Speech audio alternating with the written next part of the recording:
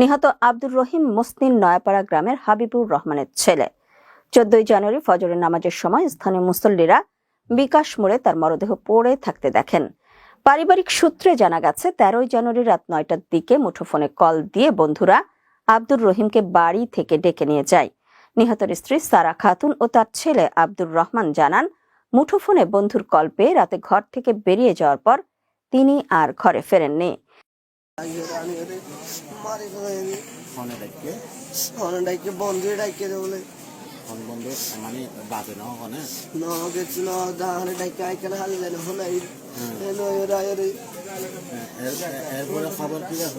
খবর পাই বিনা ঘুমো তুড়ির মানছে তোরা বুড়ি গুলি গুলি ফালাই যে মরা